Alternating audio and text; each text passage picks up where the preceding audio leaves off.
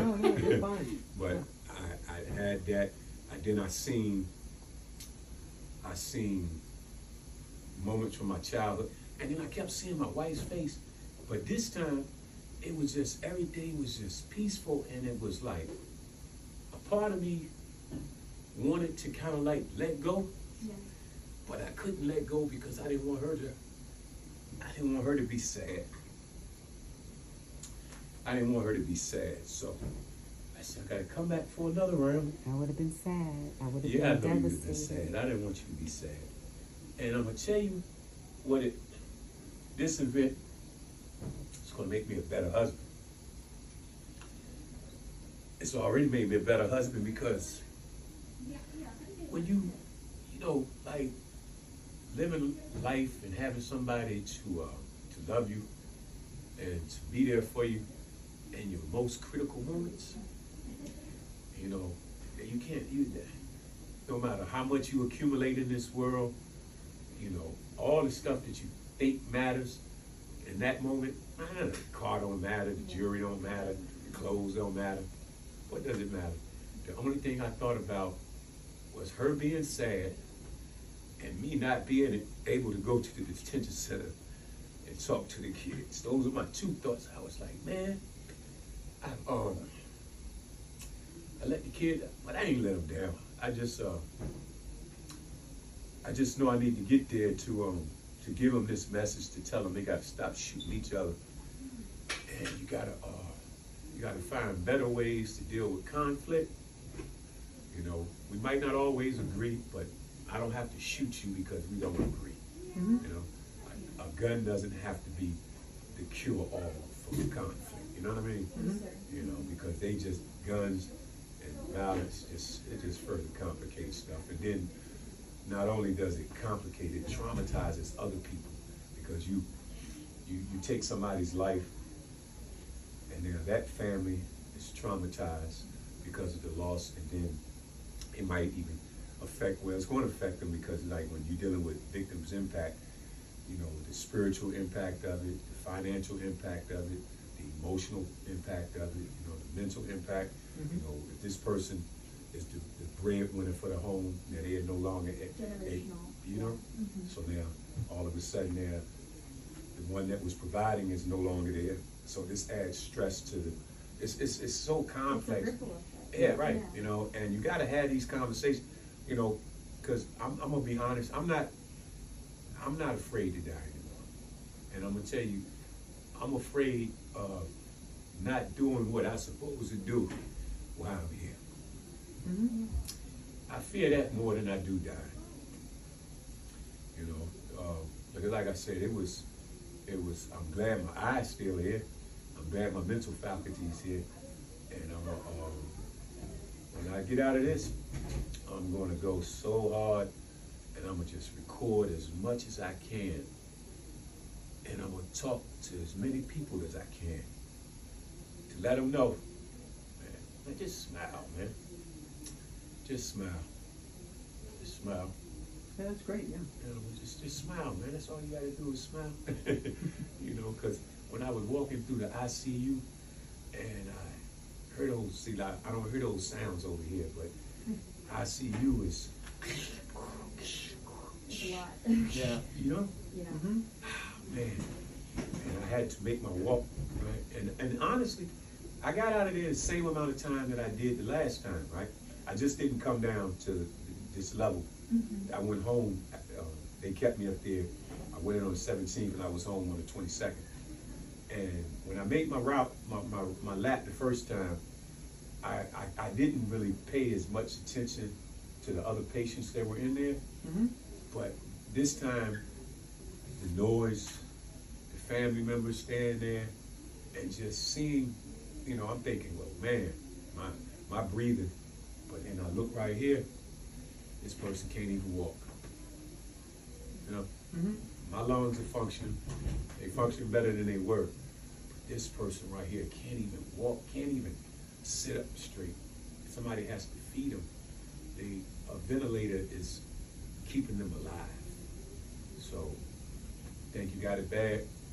Just take a look. I swear, I wish I could and I know it's a secure unit, but, and not for no exploitation, but just, I just wish I could take some of the kids and let them see and hear the sounds of that environment. Mhm. You know? I understand. You know? I just wish I could, because the sound resonates in my heart, and I'm not gonna forget that sound. So I'm gonna make the walk for everybody that can't make it. I'm gonna make the walk for y'all, for the work that y'all do. I'm gonna make the walk for the other nurses and the doctors that you know, see people take their last breaths. And I'm gonna just keep on kicking until it's time to go. Mhm. That's a good way to live. That's a That's- good that's- perspective, yeah. That's it. I can't, you know, can't do. What else did we gonna do? You know, what else? Mhm. The only thing you can control is your mind. You know what I'm Yeah. saying? Like, and I think that that's a good lesson for them because they need it. And if I got to be the agent to do that, and I got to take that, I have. You talking to somebody that has been incarcerated more than I've been in society. I've been through the juvenile system. I've been through the adult system, and I made a whole lot of poor choices growing up as a kid. Right? I was molested as a kid. My family environment was kind of, there was a lot of domestic abuse in there. But I think my parents, they didn't know how to deal with conflict.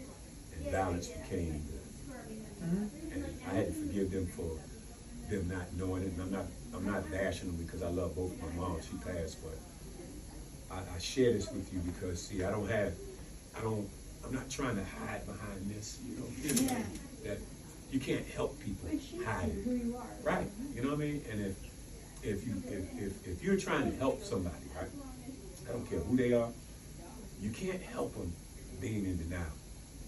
And what I came to discover was my greatest weapon against everything that I've been through is my voice. Because my voice is an inspiration, it's a warning. And yeah, I might have been through all of those things, and I hurt people that I probably shouldn't have hurt, and I can't change it. Only thing I can do now moving forward is just say, you know what, Prince? This is how it's going down. This is what I'm gonna be doing for the rest of my life. If it ends tomorrow, if it ends next week, it don't matter. This is what I'm going to be doing until I take my last breath. Yeah, that's awesome. That's it. Well, thank you for sharing. Yeah, thank you. Yeah, I appreciate y'all. I appreciate No, y'all we listening. appreciate you. I'm glad that. Yeah, I have to talk to humanity because hopefully it's gonna be some kid that you're gonna run in contact to, and then this is one of the things I always tell them. I said, you know, we might want to neglect these young kids, and we're not really concerned about them until we encounter them at a corner store.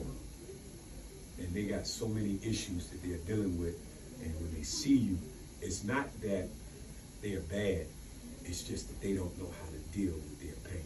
Mhm. So you may be looking at them with the eyes of compassion, right? You're looking at them with compassion, right? They misinterpret the compassion as exposure. You really live off that. Yeah, that's what it is. Thank you for changing your mind. Yeah, see, Mhm. okay, I'm hurting so bad, but I don't know what compassion looks like or what it feels like because I've been traumatized by my life experiences. So your compassion makes me scared because I don't want to feel because I've been living in a shell. So now I got to break out your vulnerability. See, so that's all it is. You know, they want to be loved. They want to be heard. My wife would tell you, I go in that detention center, and I was going to Richmond Detention Center, and Rico Detention Center, Newport News Detention Center, and James River Detention Center. Mhm. And she'll tell you, the staff, they look at me like, how are you able to? I said, because I give my vulnerability. And I let them know, it's okay, man. It's a trauma-based approach to people is not what's wrong with you, what happened to you.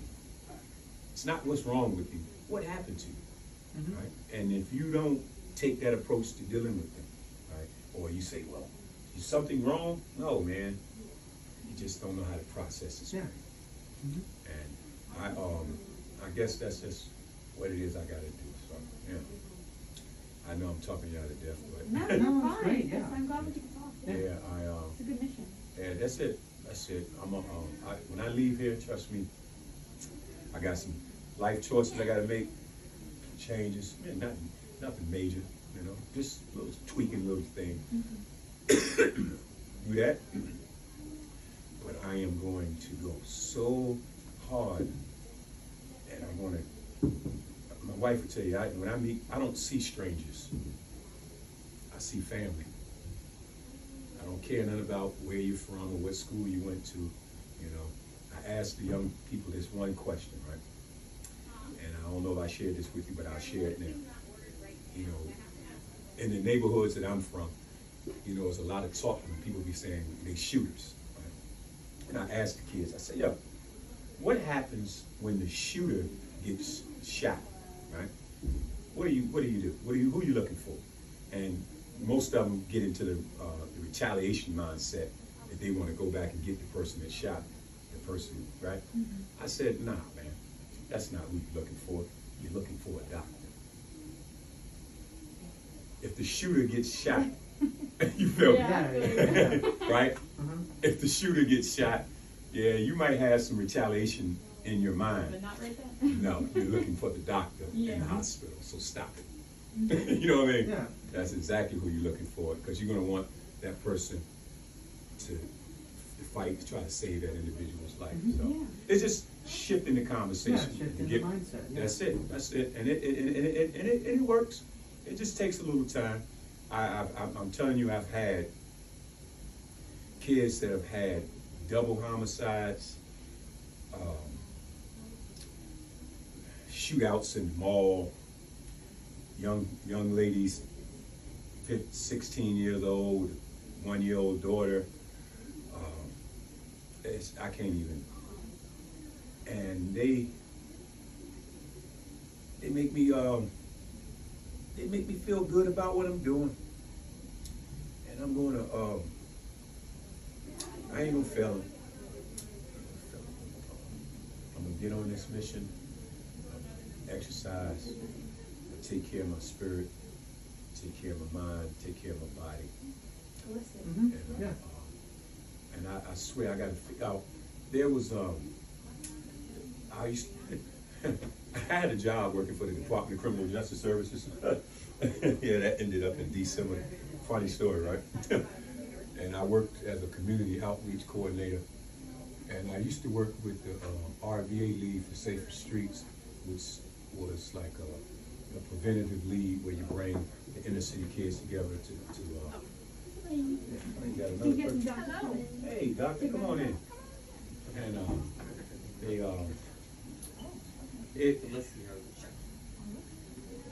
Mr. Weldon? how you doing, sir?